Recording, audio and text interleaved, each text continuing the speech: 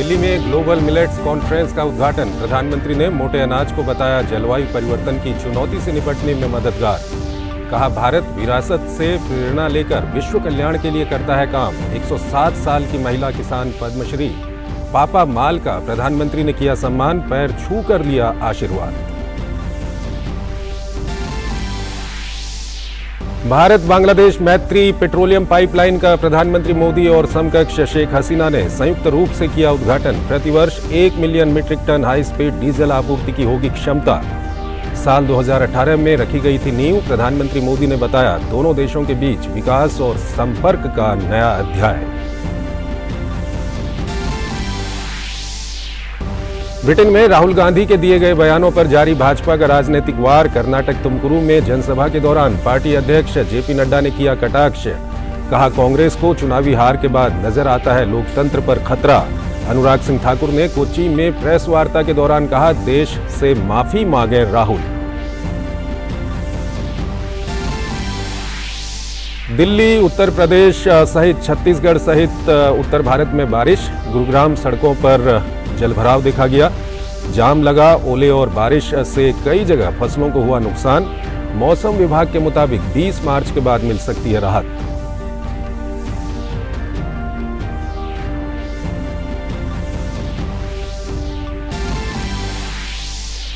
और तोशखाना मामले में इमरान खान इस्लामाबाद कोर्ट में हुए पेश। लाहौर स्थित इमरान खान का घर बना अखाड़ा। समर्थकों और पुलिस के बीच जमकर हुई जोर आजमाइश। पुलिस ने किया दावा, पीटीआई कार्यकर्ताओं ने की गोलीबारी, चलाए पेट्रोल बम। पुलिस ने कार्रवाई में तोड़ा आवास का गेट, कई लोग हुए घायल। पुलिस ने 60 को किया गिरफ्तार। और वहीं खेलों में ऑल इंग्लैंड बैडमिंटन प्रतियोगिता में भारत की एकमात्र उम्मीद त्रिसा जॉली और गायत्री गोपीचंद की जोड़ी प्रतियोगिता से हुई बाहर। सेमीफाइनल मुकाबले में भारतीय जोड़ी को कोरिया की बेक हाना और ली सो हो ही ने 21-10 से दी मात।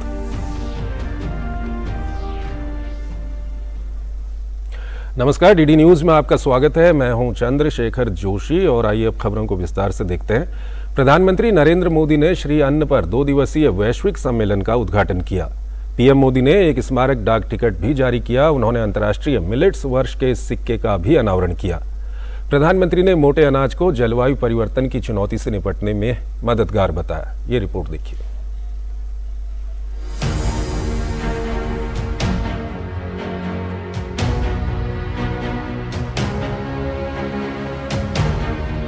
भारत को श्री अन्न यानी मिलेट्स के वैश्विक केंद्र के रूप में स्थापित करने के प्रयासों के क्रम में शनिवार को राजधानी दिल्ली एक बड़े आयोजन के शुभारंभ की गवाह बनी।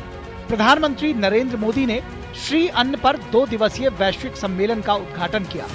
सम्मेलन में मिलेट से संबंधित सभी महत्वपूर्ण मुद्दों पर विभिन्न सत्रों में चिंतन किया जा रहा है। मंथन का केंद्र बने मुद्दों में उत्पादकों, उपभोक्ताओं और अन्य हितधारकों के बीच मिलेट्स का प्रचार और जागरूकता, इसकी मूल्य श्रृंखला का विकास, श्री अन्न के स्वास्थ्य और पोषण संबंधी पहलू और अनुसंधान और विकास को बाजार से जोड़ना शामिल है। इस अवसर पर पीएम मोदी ने एक स्मारक डाक टिकट भी जारी किया। उन्होंने अंतर्राष्ट्रीय मिलेट्स वर्ष के सिक्के का भी अनावरण किया। प्रधानमंत्री ने श्री अन्न स्टार्टअप्स और भारतीय श्री अन्न मानकों से संबंधित पुस्तक का भी डिजिटल अनावरण किया। अपने संबोधन में प्रधानमंत्री मोदी ने खाद्य सुरक्षा संबंधी वैश्विक चुनौतियों का जिक्र किया।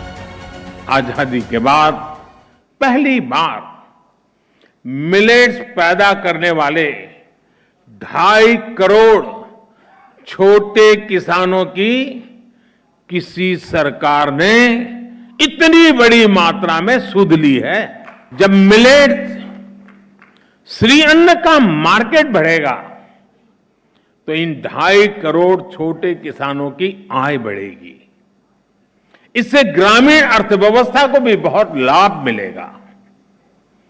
प्रोसेस्ड और पैकेज फूड आइटम्स के जरिए मिलेट्स अब स्टोर्स और मार्केट तक पहुंच रहा है। पीएम मोदी ने आईसीएआर आईआईएमआर को ग्लोबल सेंटर ऑफ एक्सीलेंस भी घोषित किया। G20 अध्यक्षता के लिए भारत के आदर्श वाक्य एक पृथ्वी, एक परिवार, एक भविष्य पर प्रकाश डालते हुए प्रधानमंत्री ने इस बात को रेखांकित किया कि अंतर्राष्ट्रीय मोटा अनाज वर्ष के पीछे भी पूरी दुनिया को एक परिवार मानने की भावना मौजूद है। प्रधानमंत्री ने कहा कि भारत अपनी कृषि पद्धतियों और श्री अन्न से संबंधित अपने अनुभवों को दुनिया के साथ साझा करने और अन्य देशों से सीखने को तैयार है। दोनों ही जगहों पर इस बात को लेकर चिंता जताई जा रही है कि पैदावार के लिए भारी मात्रा में केमिकल इस्तेमाल हो रहा है, लेकिन श्री अन्न ऐसी हर समस्या का भी समाधान देते हैं। ज्यादातर मिलेट्स को उगाना आसान होता है। और आइए आपको सीधे लिए चलते हैं इंडिया टुडे कॉन्क्लेव, जहां पर प्रधानमंत्री नरेंद्र मोदी पहुंच चुके हैं। While others chose to withhold supplies, India's vaccine outreach exemplified its principles of equality and mutual benefit. India deserves to be called a bright spot on this otherwise darker horizon. India has a very strong leadership and knowledge and skills, innovation in IT technology and fintech. Prime Minister Sri Narendra Modi, we owe you a debt of gratitude. When the world locked its borders and globalization failed, you showed the world that globalization can still succeed and there is still love when the hardest of times hit us. Prime Minister Modi has reached, I think, is the most loved one of all around the world. We are the first country to have a green strategic partnership with the great India. India will have probably the greatest growth rate, the fastest growth rate economically. Progress of India in these last years has been remarkable and extraordinary, and I think the position of India now is potentially more powerful than it's ever been. I think there's excitement about India taking the baton. Prime Minister Modi made an excellent speech at the close of the summit. You are an inspiration for the rest of the world.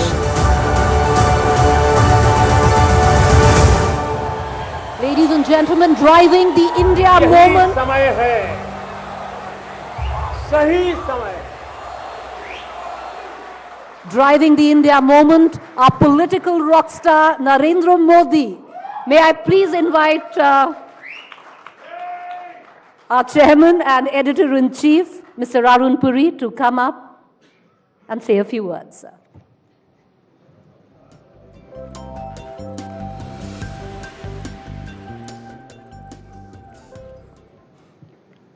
Good evening, Honorable Prime Minister. आपका हार्दिक स्वागत है।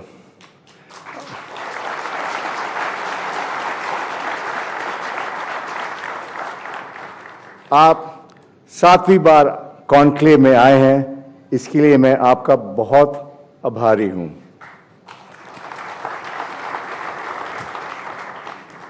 प्रधानमंत्री जी, in the last 9 years, we all know you have transformed the country with your exemplary hard work, good innovative schemes and new initiatives. Your global outreach has been unprecedented. So a lot is known about your life. So, honored guests, I would like to mention just 2 aspects about the Prime Minister which I have observed. First, that he's very far-sighted. Somebody who works for him told me that while his team is still collecting the dots, the Prime Minister has already connected the dots.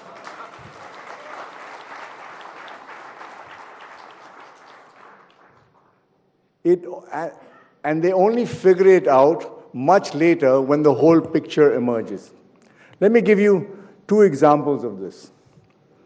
Soon as he took over in 2014, the Prime Minister started talking about implementing JAM, Trinity, Jan Dhan, Aadhaar, and mobile.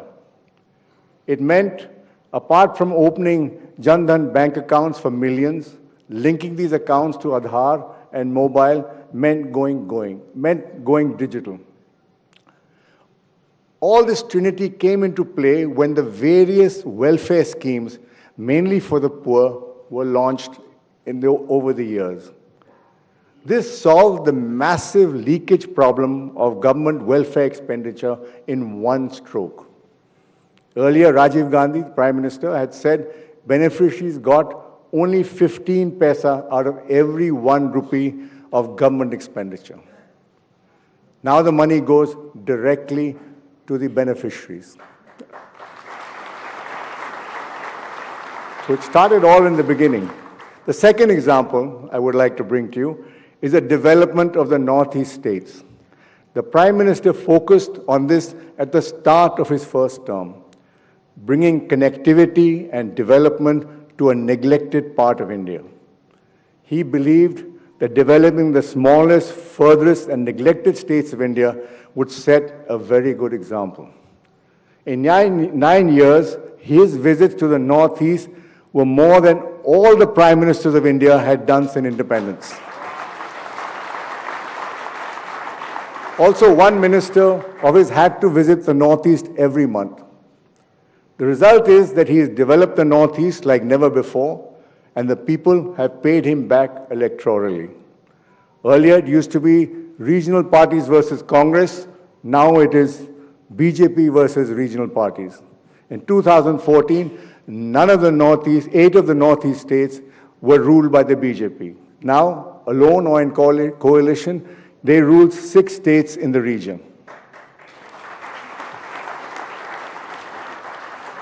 The other major aspect of the Prime Minister, which I find fascinating, is the much varied experiences he has had. These go beyond his official life. He's traveled all over India extensively on his own before he was Chief Minister or Prime Minister. He spent at least one night or more in every district of India, however remote they would have been. He spent talking and listening to them and seeing what their needs were. This is what you would call zameen se juda ho aadmi. I believe this is why he understands the needs and knows the pulse of this country so well. Sir, आप बुरा न मानो तो मैं एक बात कहना चाहता हूं. मीडिया आपके सरकार से बड़ी परेशान है. हाँ, आपकी सरकार से कोई जानकारी लीक नहीं होती, जैसे पहले सरकारों से होती थी. किसी को पता नहीं होता कि कौन आपका प्रेसिडेंशियल कैंडिडेट बनेगा. रीशफल का तो भूल ही जाओ. और राज्य में कौन बनेगा मुख्यमंत्री जब मौका आता है, कोई खबर नहीं.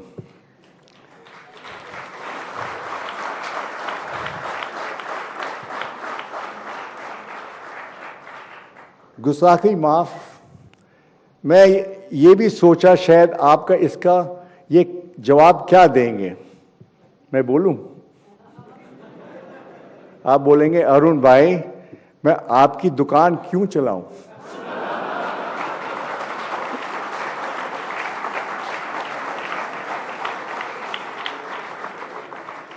But jokes apart, but I do believe government and media should not be cozy. Sir, you came to the conclave in March 2013 as the Chief Minister of Gujarat. You won the 2014 general election handsomely and became the Prime Minister.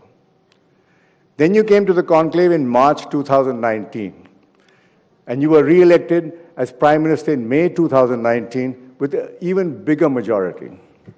Sir, you could say maybe we are your lucky charm.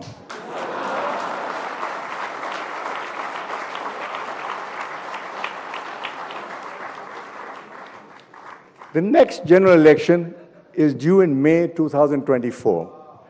As I said, you're a far-sighted person. So you should come again for the India Day Conclave in March 2024, just to be sure.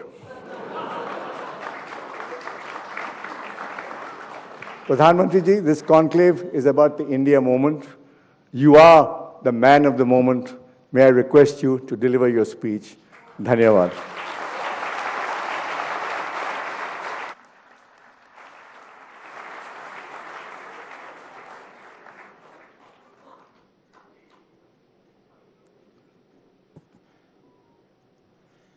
आज आपकी दुकान मैं ही चला लेता हूं।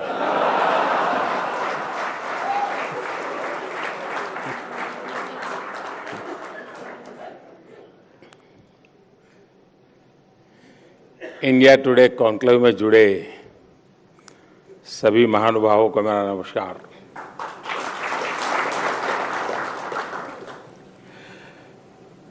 देश विदेश से जो दर्शक, पाठक डिजिटल माध्यम से हमारे साथ जुड़े हैं, उनका भी अभिनंदन। मुझे देखकर अच्छा लगा कि इस कॉन्क्लेव की थीम है द इंडिया मोमेंट। आज दुनिया के बड़े बड़े इकोनॉमिस्ट, एनालिस्ट, थिंकर्स सभी कहते हैं कि ये, और एक स्वर में कहते हैं, इट इज इंडियाज मोमेंट। लेकिन जब इंडिया टुडे ग्रुप ये ऑप्टिमिज्म दिखाता है तो ये एक्स्ट्रा स्पेशल है।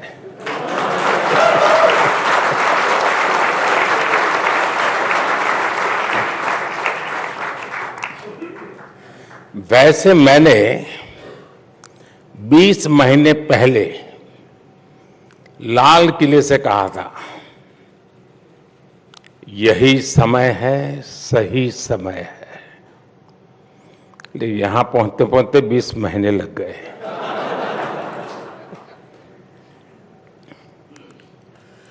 तब भी भावना यही थी, दिस इज इंडियाज मोमेंट। साथियों, किसी भी राष्ट्र की विकास यात्रा में अनेक उतार चढ़ाव आते रहते हैं, कई पड़ाव आते हैं। आज 21वीं सदी के इस दशक में भारत के सामने जो टाइम पीरियड आया है, ये अभूतपूर्व है।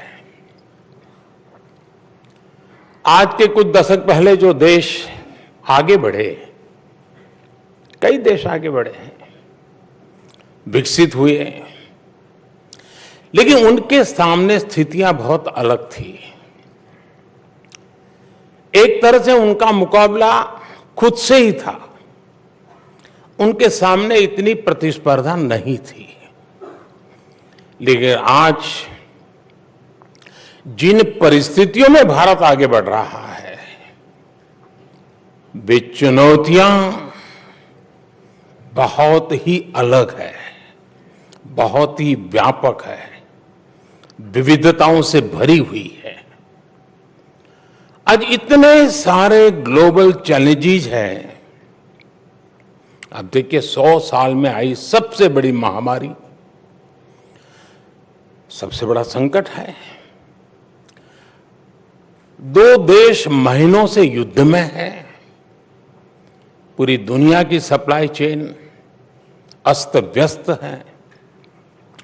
उस स्थिति में, इस बैकग्राउंड को सोचिए, उस स्थिति में द इंडिया मोमेंट की बात होना सामान्य नहीं है।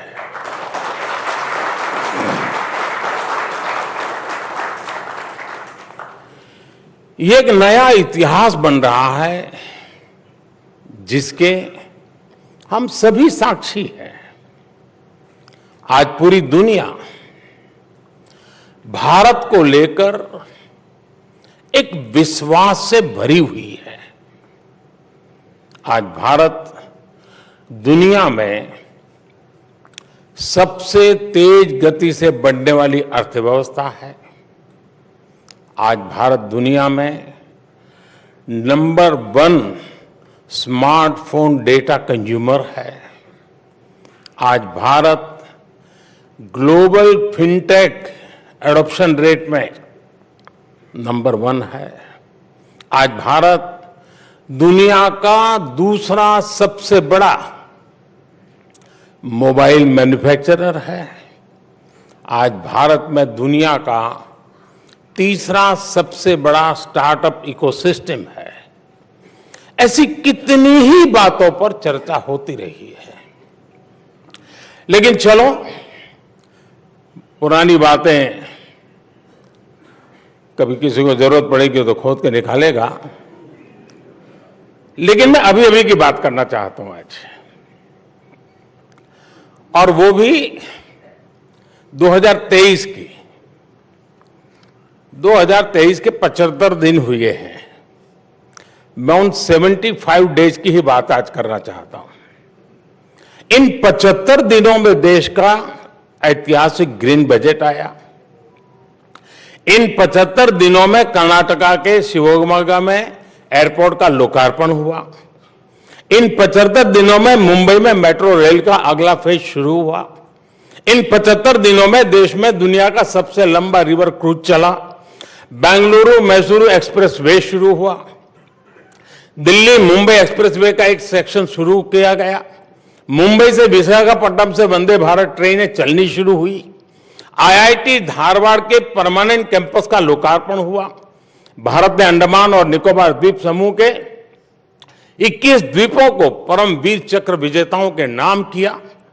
साथियों, इन 75 दिनों में ही भारत ने पेट्रोल में 20% इथेनॉल की ब्लेंडिंग करके E20 फ्यूल लॉन्च किया है। इन 75 दिनों में ही तुमकुरू में एशिया की सबसे बड़ी आधुनिक हेलीकॉप्टर फैक्ट्री का लोकार्पण हुआ है। एयर इंडिया ने दुनिया का सबसे बड़ा एविएशन ऑर्डर दिया है। इन 75 दिनों में ही भारत ने ई संजीवनी के माध्यम से 10 करोड़ टेली कंसल्टेशन का मुकाम हासिल किया है। इन 75 दिनों में ही भारत ने 8 करोड़ नए टैप वाटर कनेक्शन देने का मुकाम हासिल किया है। इन 75 दिनों में ही यूपी उत्तराखंड में रेल नेटवर्क के 100% इलेक्ट्रिफिकेशन का काम पूरा हुआ है। साथियों, इन 75 दिनों में कूनो नेशनल पार्क में 12 चीताओं का नया बैच आया है। भारतीय महिला टीम ने अंडर 19 क्रिकेट में T20 वर्ल्ड कप जीता है। इन 75 दिनों में देश को 2 ऑस्कर जीतने की खुशी मिली है। साथियों, इन 75 दिनों में हजारों विदेशी डिप्लोमेट्स और विभिन्न संस्थाओं के प्रतिनिधि G20 की बैठकों में हिस्सा लेने के लिए भारत आए। इन 75 दिनों में G20 की 28 अहम बैठकें हुई हैं, यानी हर तीसरे दिन एक बैठक। इसी दौरान एनर्जी समिट हुई। आज ही ग्लोबल मिलेट्स कॉन्फ्रेंस हुई है। हमने देखा बेंगलुरु में हुए एयर इंडिया में हिस्सा लेने के लिए 100 से ज्यादा देश भारत आए। इन 75 दिनों में ही सिंगापुर के साथ यूपीआई लिंकेज की शुरुआत हुई। इन 75 दिनों में ही तुर्की की मदद के लिए भारत ने ऑपरेशन दोस्त चलाया। अब से कुछ घंटे पहले ही भारत बांग्लादेश गैस पाइपलाइन का लोकार्पण हुआ। ये 75 दिनों की ही इतनी लंबी लिस्ट है कि समय कम पड़ जाएगा।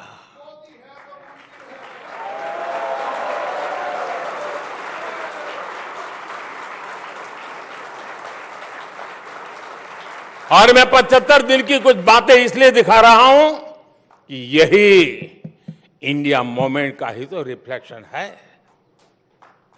साथियों, आज देश एक और रोड, रेलवे, पोर्ट, एयरपोर्ट जैसे फिजिकल इंफ्रास्ट्रक्चर बना रहा है।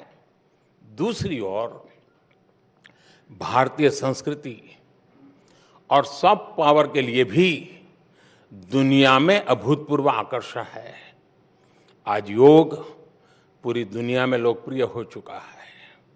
आज आयुर्वेद को लेकर उत्साह है। भारत के खान पान को लेकर उत्साह है। आज भारतीय फिल्में, भारतीय संगीत नई ऊर्जा के साथ लोगों को अपना दीवाना बना रहे हैं। हमारे मिलेट्स, श्री अन्न भी पूरी दुनिया में पहुंच रहे हैं।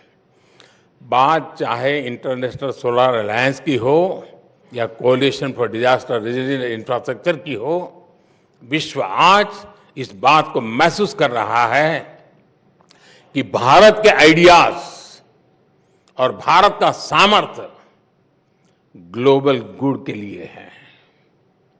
इसलिए आज विश्व कह रहा है, दिस इज इंडियाज मोमेंट।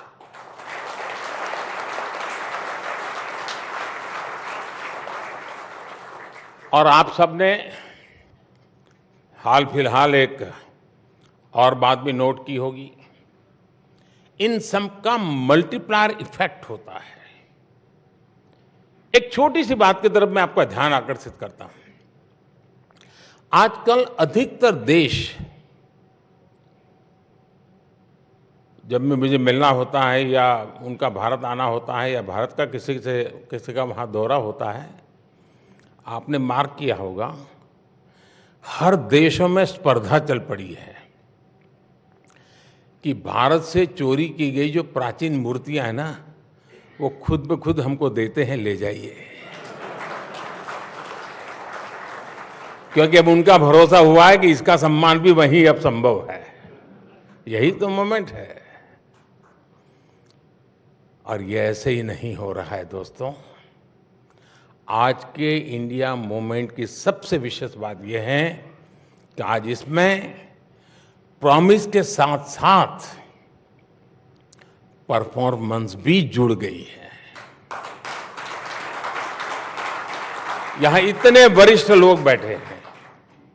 आपने तो 2014 से पहले की हेडलाइंस लिखी है, पढ़ी है, रिपोर्ट की है, और तब मेरा जैसा कोई दुकान चलाने वाला नहीं था। पहले क्या हेडलाइंस होती थी? इस सेक्टर में इतने लाख करोड़ रुपए का घोटाला, भ्रष्टाचार के विरुद्ध जनता सड़कों पर उतरी। आज क्या हेडलाइन होती है? भ्रष्टाचार के मामलों में एक्शन के कारण भयभीत भ्रष्टाचारी लामबंद हुए, सड़कों पर उतरे।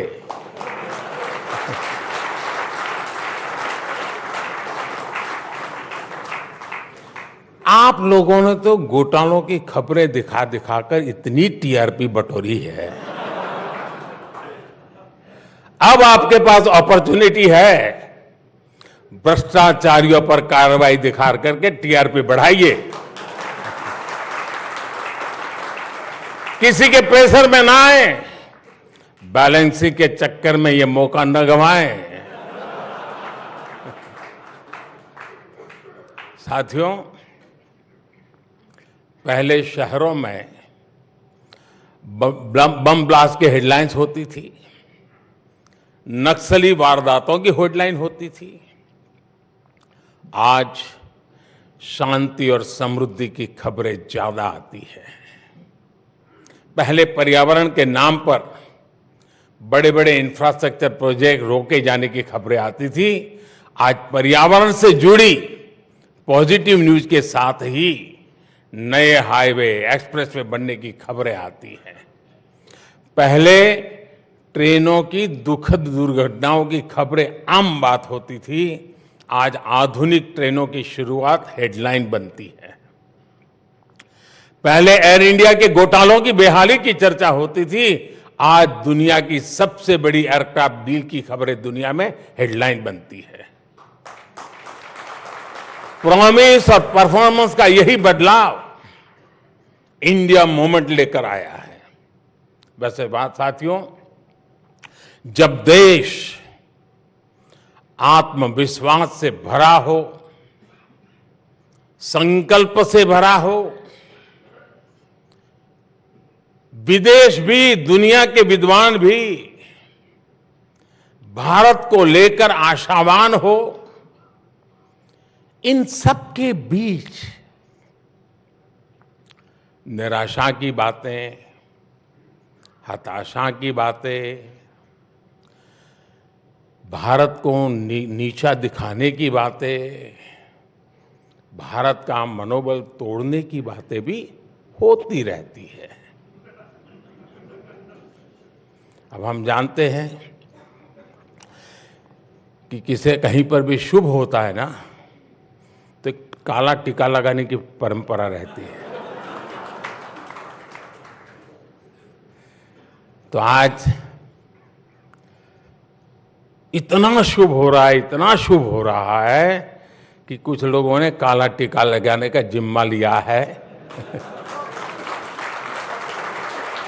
और ये इसलिए कि नजर न लग जाए। साथियों, गुलामी के लंबे कालखंड के चलते हमने गरीबी का एक लंबा दौर देखा। ये दौर जितना भी लंबा रहा हो, एक बात हमेशा शाश्वत रही, भारत का गरीब जल्द से जल्द गरीबी से बाहर निकलना चाहता था। आज भी वो दिन भर कड़ी मेहनत करता है। वो ये चाहता है कि उसका जीवन बदले, उसके आने वाली पीढ़ियों का जीवन बदले। वो सिर्फ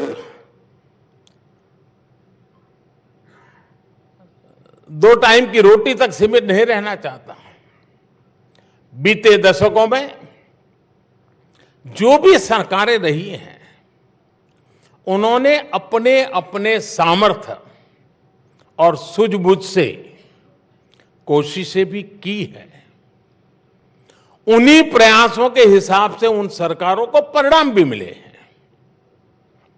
हम नए नतीजे चाहते थे, इसलिए हमने अपनी स्पीड भी बढ़ाई और स्केल भी बढ़ाया।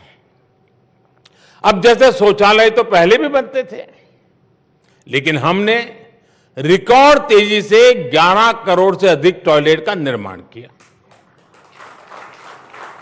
बैंक तो देश में पहले भी थे और गरीबों के नाम पर बैंकों का राष्ट्रीयकरण भी किया गया था, लेकिन हमने, और अभी अरुण जी विस्तार से बता रहे थे, हमने तेजी से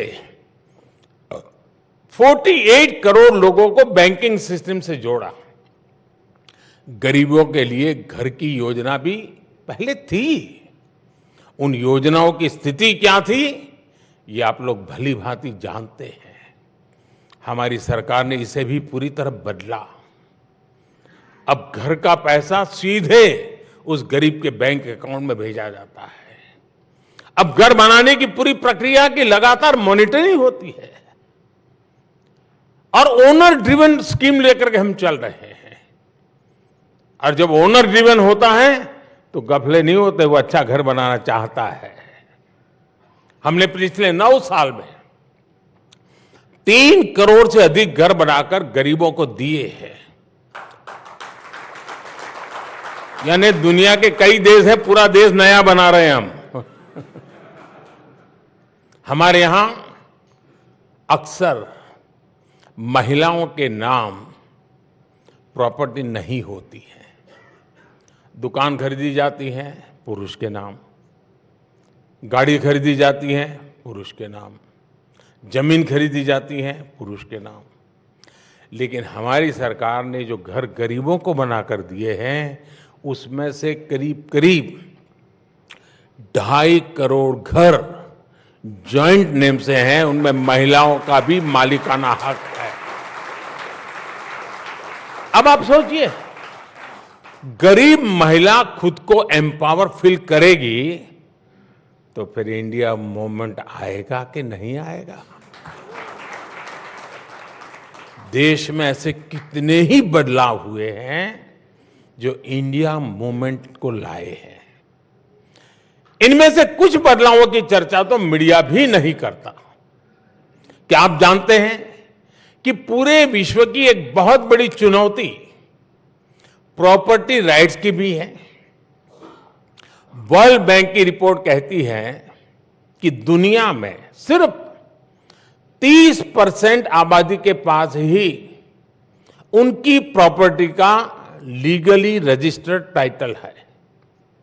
यानी दुनिया की 70% आबादी के पास उनकी प्रॉपर्टी का कानूनी दस्तावेज नहीं है। प्रॉपर्टी का अधिकार ना होना वैश्विक विकास के सामने बहुत बड़ा अवरोध माना जाता है। दुनिया के अनेक विकसित देश भी इस चुनौती से जूझ रहे हैं, लेकिन आज का भारत इसमें भी लीड ले रहा है। पिछले 2-2.5 साल से भारत में पीएम स्वामित्व योजना चल रही है। टेक्नोलॉजी का भरपूर उपयोग हो रहा है। भारत के गांवों में ड्रोन टेक्नोलॉजी की मदद से जमीन की मैपिंग की जा रही है। अब तक भारत के 2,34,000 गांवों में ड्रोन सर्वे पूरा किया जा चुका है। 1,22,00,000 प्रॉपर्टी कार्ड दिए भी जा चुके हैं। इस पूरी प्रक्रिया का एक और लाभ हुआ है, गांव के लोगों का ये डर भी कम हुआ है कि अगर वो गांव से बाहर गए तो उनके घर या जमीन पर कब्जा हो जाएगा। ऐसे कितने ही साइलेंट रिवॉल्यूशन आज भारत में हो रहे हैं और यही इंडिया मूवमेंट का आधार बन रहा है। एक और उदाहरण किसानों को मिलने वाली मदद का भी है। पहले चुनाव को देखते हुए किसानों को कर्ज माफी की घोषणाएं होती थी, लेकिन करोड़ों किसानों के पास बैंक खाते ही नहीं थे। वे तो और स्रोतों से कर्ज लिया करते थे, उन्हें तो कर्ज माफी का कोई लाभ ही नहीं मिलता था।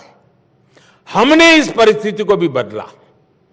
पीएम किसान सम्मान निधि से अभी तक लगभग 2.5 लाख करोड़ रुपए सीधे किसानों के बैंक खाते में भेजा गया है। इसका लाभ देश के उन 11 करोड़ छोटे किसानों को हुआ है जिन्हें पहले कोई पूछता नहीं था। साथियों, किसी भी देश की प्रगति में नीति निर्णयों में ठहराव, स्टैग्नेशन, स्टेटस को एक बहुत बड़ी बाधा होता है। हमारे देश में भी पुरानी सोच और अप्रोच के कारण, कुछ परिवारों की लिमिटेशंस के कारण एक लंबा ठहराव रहा। देश को आगे बढ़ना है तो उसमें हमेशा गतिशीलता होनी चाहिए, साहसिक निर्णय शक्ति होनी चाहिए।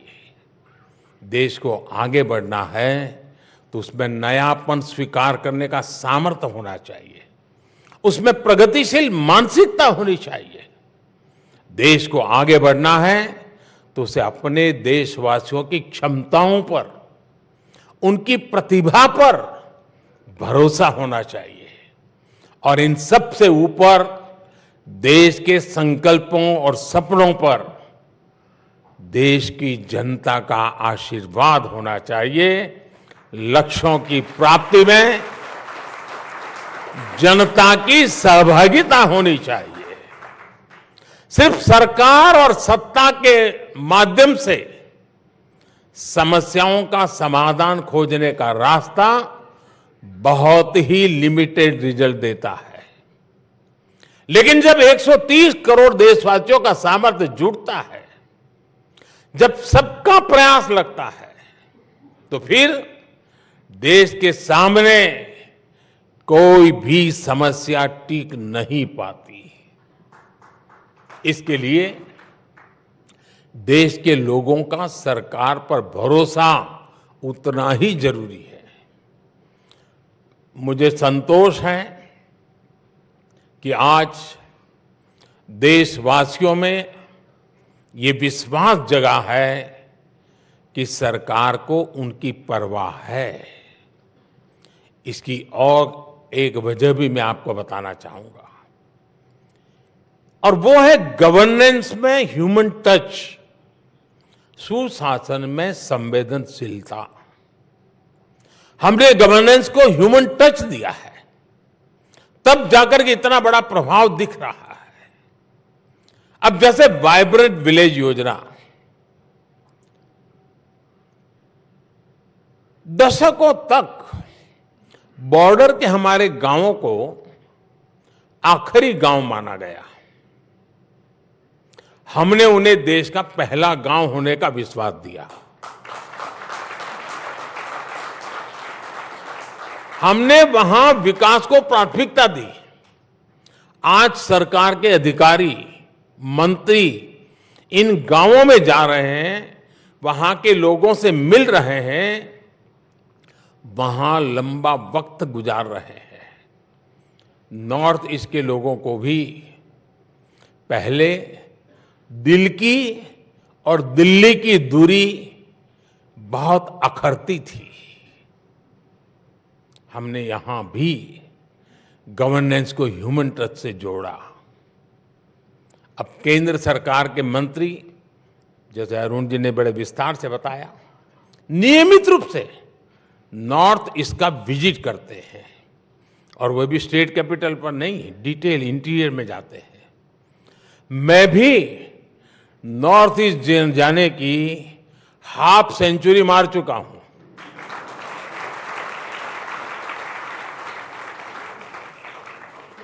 साथियों, इस संवेदनशीलता ने ना सिर्फ नॉर्थ ईस्ट की दूरी कम की है, बल्कि वहां शांति की स्थापना में भी बहुत मदद की है।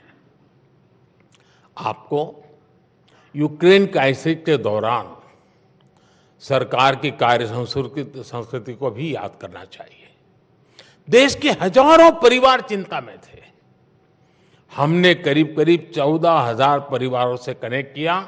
हर घर में सरकार का एक प्रतिनिधि भेजा।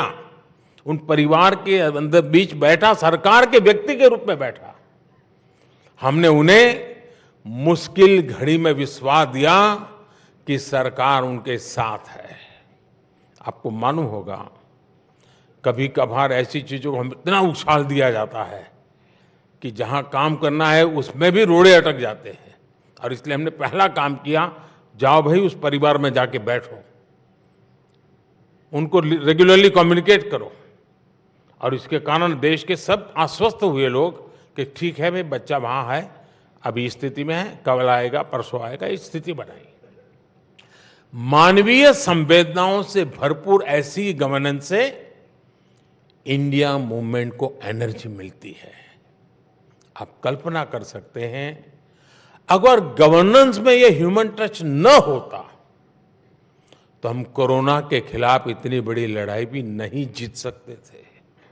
साथियों, आज भारत जो कुछ हासिल कर रहा है उसके पीछे हमारी डेमोक्रेसी की ताकत है, हमारे इंस्टीट्यूशंस की शक्ति है। दुनिया आज देख रही है कि आज भारत में लोकतांत्रिक तरीके से चुनी गई सरकार निर्णायक फैसले ले रही है, और भारत ने दुनिया को दिखाया है डेमोक्रेसी कैन डिलीवर। बीते वर्षों में भारत ने अनेकों नए इंस्टीट्यूशंस का निर्माण किया है।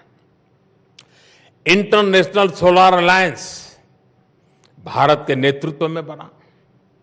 Coalition for disaster resilient infrastructure CDRI का गठन भारत के नेतृत्व में हुआ। नीति आयोग आज भविष्य के रोड मैप को तय करने में बड़ी भूमिका निभा रहा है। National company law tribunal NCLT देश में कॉरपोरेट गवर्नेंस को मजबूत करने में अहम भूमिका निभा रहा है। GST काउंसिल की वजह से देश में आधुनिक टैक्स व्यवस्था बनी है। दुनिया आज देख रही है कि कैसे भारत में ज्यादा से ज्यादा लोगों की लोकतांत्रिक भागीदारी बढ़ रही है।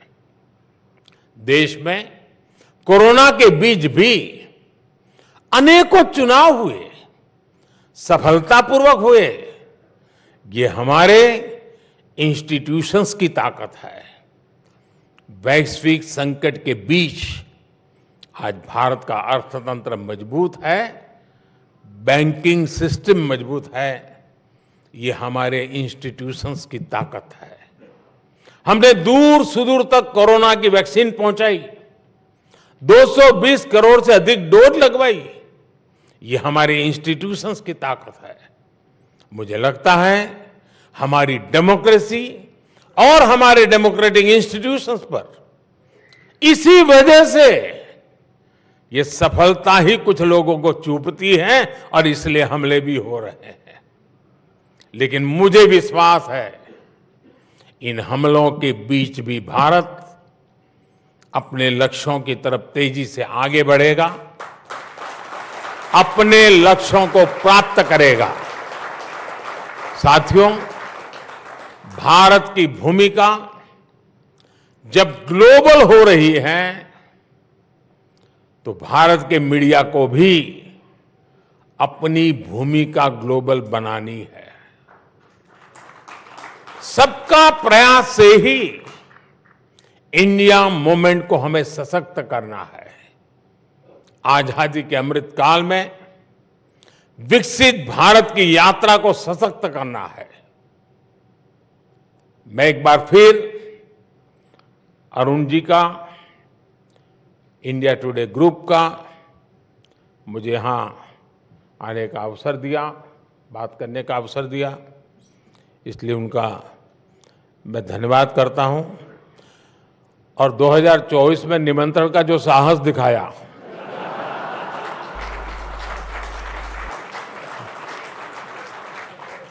इसलिए विशेष धन्यवाद। Thank you.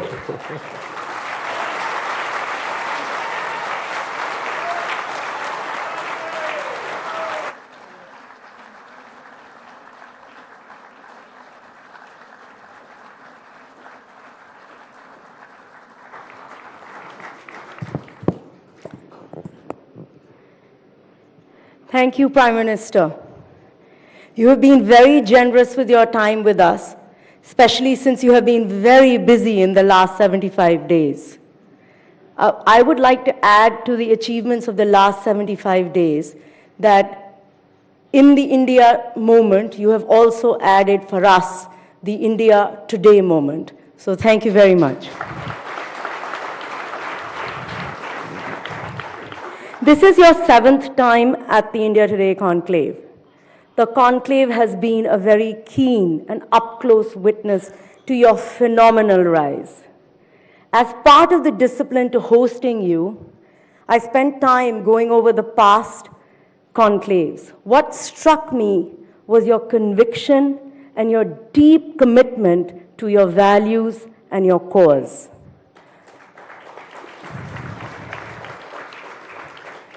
Politics is characterized by convenient principles, but you have stuck to your doctrine unapologetically.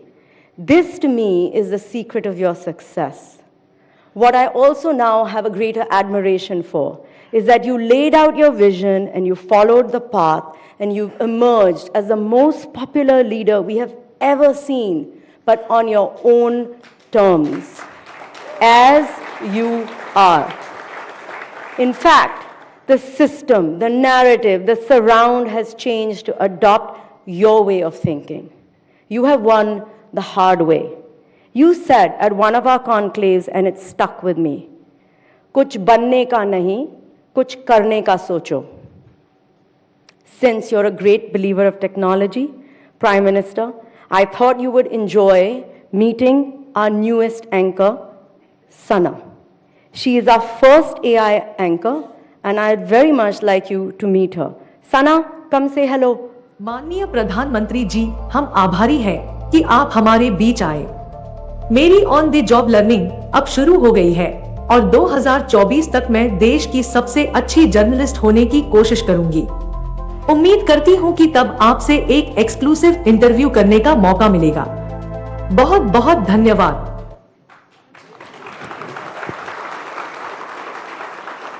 Thank you, Sana. I'm sorry, Prime Minister, she's very ambitious. I'm sure, PM, you already have a few AI spokespersons in the making, ready for me, and I will be welcoming them in the Aaj Tak AI newsroom. We have an exciting 18 months coming up. Nothing excites politicians and journalists more than an election. In that, we are fully united. May the best team win. Until next time, good night and good luck.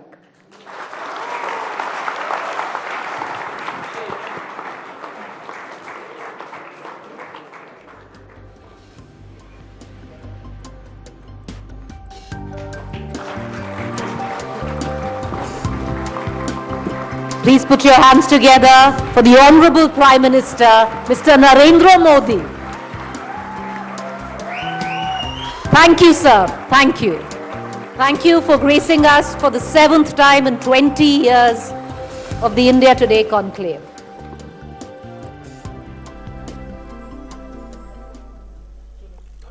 तो आप ये सीधा प्रसारण देख रहे थे। India today conclave में प्रधानमंत्री नरेंद्र मोदी का संबोधन आपने देखा और प्रधानमंत्री ने कई सारी महत्वपूर्ण बातें यहाँ पर कही हैं। प्रधानमंत्री ने कहा कि दुनिया महामारी के दौर से अभी निकल के आई हुई है कुछ ही समय पहले और दुनिया में युद्ध भी चल रहे हैं, उसके बावजूद आज भारत दुनिया में सबसे तेज़ बढ़ने वाली अर्थव्यवस्था है, ये प्रधानमंत्री ने कहा।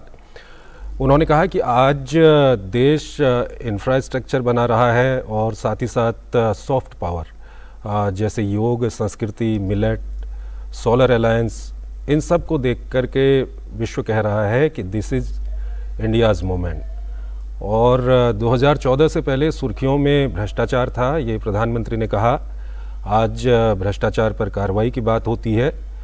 पहले समाचारों की सुर्खियों में ब्लास्ट का होता था, नक्सल जो हमले होते हैं वो समाचारों की सुर्खियों में होते थे, लेकिन आज शांति और समृद्धि की बात होती है। प्रधानमंत्री ने कहा कि पहले सुर्खियों में ट्रेन दुर्घटनाएं छाई रहती थीं, लेकिन आज नई नई रेल और आधुनिक रेल लॉन्च की जा रही हैं, वो सुर्खियों में छाया रहता है। और साथ ही साथ उन्होंने कहा कि जब विदेशों में जब भारत का नाम और भारत को बदनाम करने की जो कोशिश हो रही है तो उसको लेकर के उन्होंने कटाक्ष किया। उन्होंने कहा कि कुछ लोग जब शुभ काम होते हैं तो उसमें काला टीका लगाने का काम करते हैं और 9 साल में जो सरकार के द्वारा किए हुए काम हैं वो उन्होंने वहाँ पर गिनाए। 11 करोड़ शौचालय बनाने की बात उन्होंने कही, जनधन अकाउंट की बात कही।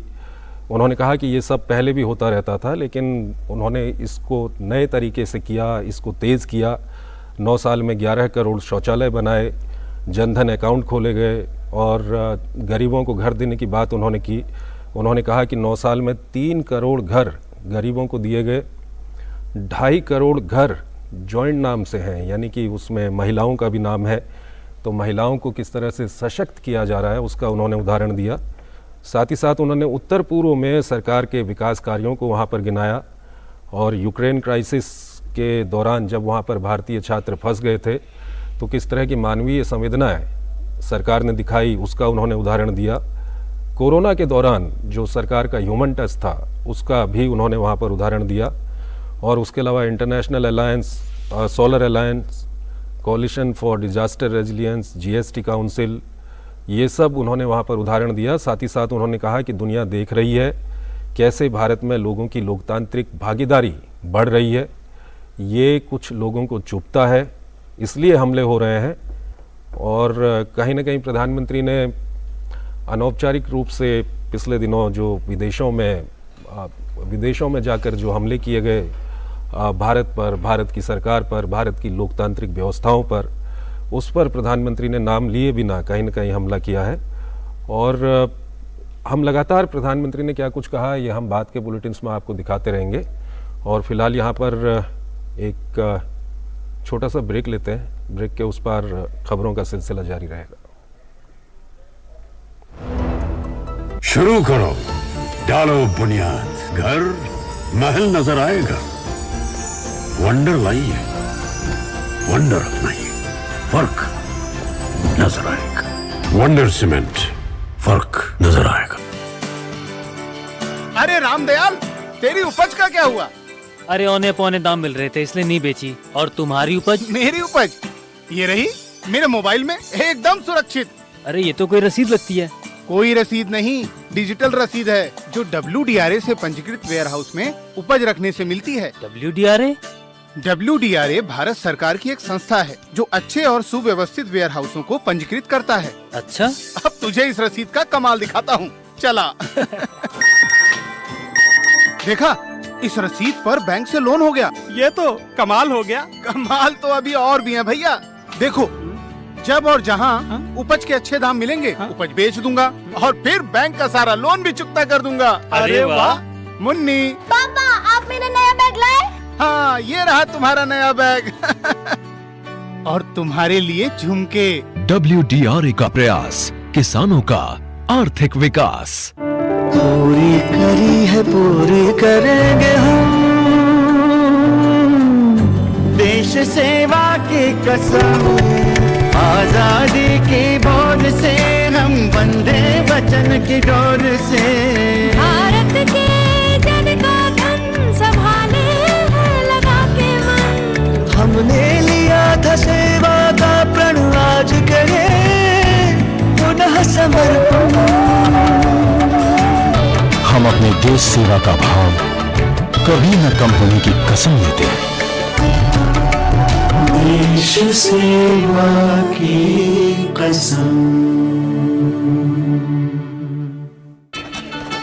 फूल वाला, केटरिंग वाला, बैंड वाला, ये लो भाई। बैंड बजेगी पापा, अगर गड़बड़ हुई तो गए पैसे। अरे नहीं रे, बैंक संभाल लेगा। कैसे?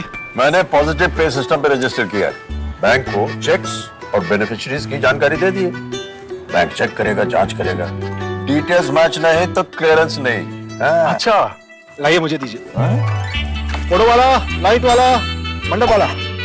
RBI कहता है जानकार बनिए, सतर्क रहिए। बिल्कुल सही कह रहे हैं। स्वागत है आपका ब्रेक के बाद।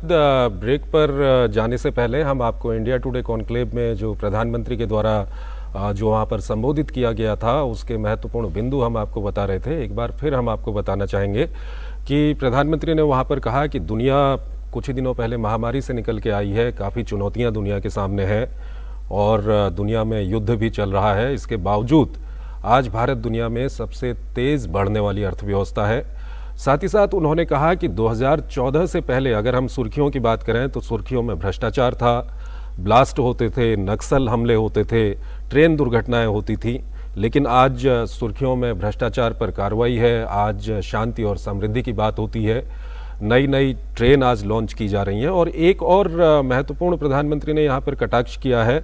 प्रधानमंत्री ने कहा कि आज विदेशों में जब आज भारत का नाम हो रहा है तो कुछ लोग भारत को बदनाम करने की कोशिश कर रहे हैं। तो उन्होंने कटाक्ष किया कि ये कहीं ना कहीं जो शुभ काम हो रहा है भारत में, भारत का नाम हो रहा है विदेशों में, उस पर काला टीका लगाने की कोशिश है। तो कहीं ना कहीं बिना नाम लिए प्रधानमंत्री ने, अभी कुछ दिन पहले आपने देखा था कि जो राहुल गांधी ने विदेशों में जाकर के जो बयान दिए थे, साथ ही साथ कुछ विदेशी संस्थानों की ओर से भारत पर कुछ हमले किए गए थे, उस पर कहीं ना कहीं प्रधानमंत्री ने ये कटाक्ष किया है। तो हम अपने इस बुलेटिन को यहीं पर समाप्त करते हैं। नमस्कार।